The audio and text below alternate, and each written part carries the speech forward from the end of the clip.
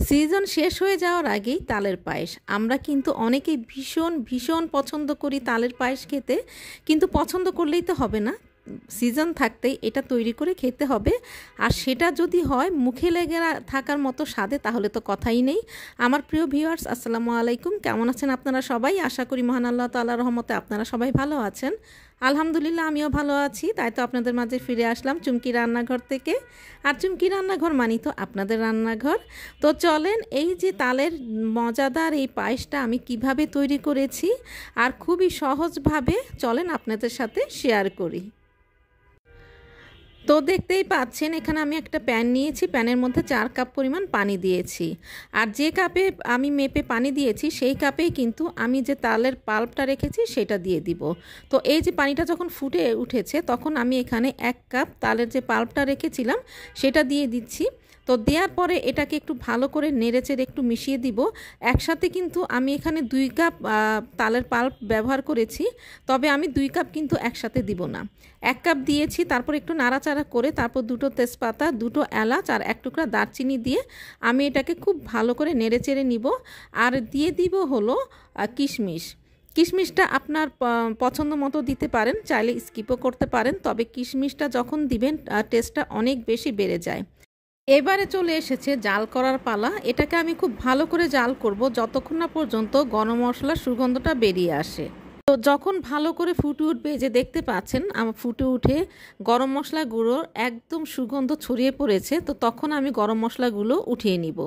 উঠিয়ে নেওয়ার পরে আমি এখানে 1/4 কাপ পোলার চাল ভিজিয়ে তারপরে ব্লেন্ড করে গুঁড়ো করে নিয়েছি। সেই গুঁড়ো করা পোলার চালটা আমি এখন এই পাল্পের মধ্যে দিয়ে দিচ্ছি। দিয়ে দেওয়ার সাথে সাথে কিন্তু এটাকে নেড়ে চেড়ে দিতে হবে। এটাকে মানে অনেকগুলো একসাথে দিয়ে মানে একদম নাড়াচাড়া না করে থাকা যাবে না, তাহলে কিন্তু নিচে এটা একদম লেগে যাবে, দলা পাকিয়ে যাবে। তো এই জন্য দেওয়ার সাথে সাথে কিন্তু এটাকে খুব ভালো করে নেড়ে চেড়ে দিতে হবে। তো এখন আমি এটাকে ততক্ষণ পর্যন্ত জাল করতে থাকবো যতক্ষণ না পর্যন্ত চালটা আধা সিদ্ধ হয়ে আসে। তো চালটা যখন আধা সিদ্ধ হয়ে আসবে তখন আমি এর মধ্যে প্রায় 1 কাপ পরিমাণ ঘন দুধ দিয়ে দিচ্ছি। এটা কিন্তু জাল করে রেখেছিলাম, একদম ঘন দুধ, পাতলা দুধ কিন্তু না, একদম ঘন দুধটা দিতে হবে স্বাদ যদি একদম 100% পেতে চান। তারপরে এটাকে আমি খুব ভালো করে আবারও জাল করে নিব। তো এই যে খুব ভালো করে চারদিকেও একদম ছাড়িয়ে ছাড়িয়ে নিচ্ছি যেগুলো লেগে যাচ্ছে। আর নিচে তলানিটা দেখতেই পাচ্ছেন আমি খুব ভালো করে নেড়ে নেড়ে দিচ্ছি। এবারে চালটাকে আমি ততক্ষণ পর্যন্ত সেদ্ধ করব যতক্ষণ না পর্যন্ত এটা আধা সেদ্ধ হয়ে আসে। এখন কিন্তু চালটা আধা সিদ্ধ হয়ে এসেছে। এখন আমি দিয়ে দিচ্ছি পরিমাণ মতো কনডেন্স মিল্ক। আমি কিন্তু এখানে কোনো চিনি ব্যবহার করিনি। কনডেন্স মিল্ক দেওয়ার ফলে যেটা হবে, স্বাদ কিন্তু অনেক গুণ বেড়ে যাবে। আপনারা এখানে ততটুকুই ব্যবহার করবেন যতটুকু আপনি মিষ্টিটা খেতে পছন্দ করবেন, কম বেশি এটা আপনার পছন্দ মতো হবে। তো এখন আমি খুব ভালো করে এটাকে নেড়ে চেড়ে দিচ্ছি।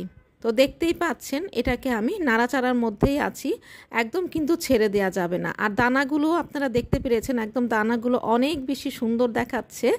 আর আমার রান্নাঘরটা, চুমকি রান্নাঘরটা কিন্তু একদম সুগন্ধে মৌ মৌ করছে। এটা যদি আপনারা তৈরি করেন তখন আপনাদের রান্নাঘরটাও কিন্তু সুগন্ধে মৌ মৌ করবে। তো এখন আমি এটাকে ভালো করে জাল করে নিয়েছি। আর মনে রাখবেন যে এই তালের যে পায়েস, এটা কিন্তু ভালো করে জাল করার মধ্যেও কিন্তু টেস্ট অনেকটাই নির্ভর করে। তো এখন আমি এখানে দিয়ে দিচ্ছি হলো বাদাম। যে এখানে যে ভাজা বাদাম আছে, চীনা বাদাম, সেটা আমি এখানে ব্যবহার করেছি। এখানে প্রায় 2 টেবিল চামচের মতো আমি ভাজা বাদাম ব্যবহার করেছি। আপনারা চাইলে কাঠবাদাম বা অন্য কোনো বাদামও ব্যবহার করতে পারেন, তবে চীনা বাদামটা দিলেই আমার কাছে মনে হয় যে টেস্টটা অনেক বেশি বেড়ে যায়। এই জন্যই আমি সব সময় যে কোনো পায়েসের মধ্যেই চীনা বাদামটা ব্যবহার করে থাকি। আর আপনারাও একটু ব্যবহার করে দেখবেন, আসলেই কিন্তু এটা টেস্ট অনেক গুণ বেড়ে যায়। নারকেল কোরানোটা দেওয়ার সাথে সাথেই আমি কিন্তু চুলাটা বন্ধ করে দিব। নারকেল কোরানো দেওয়ার পরে আমি কিন্তু এটাকে আর জাল করব না। পায়েস তো তৈরি হয়ে গেল, তো এবার আসলো সাজানোর পালা। আমরা যেমন রান্না করার পরে মনের মাধুরী দিয়ে যেমন রান্না করে থাকি, সেরকম ঠিক পরিবেশনের সময় কিন্তু মনের মাধুরী দিয়ে পরিবেশন করে থাকি। তো দেখতেই পাচ্ছেন আমি ছোট ছোট কিউট হাঁড়িগুলো নিয়েছি, এগুলোতেই আমি পরিবেশন করছি। আপনারা আপনাদের পছন্দ মতো যে কোনো সার্ভিং ডিশে পরিবেশন করে নিতে পারেন। তো দেখেন কত কিউট দেখাচ্ছে। এই যে ফাইনাল লুকটা আমি এভাবেই দিয়েছি। তো আশা করি আজকে আমার এই রেসিপিটা আপনাদের ভালো লেগেছে। আর ভালো লাগলে তো চুমকি রান্নাঘরের সার্থকতা। চুমকি রান্নাঘর মানে তো আপনাদের রান্নাঘর। সবাই ভালো থাকবেন, সুস্থ থাকবেন। আল্লাহ হাফেজ।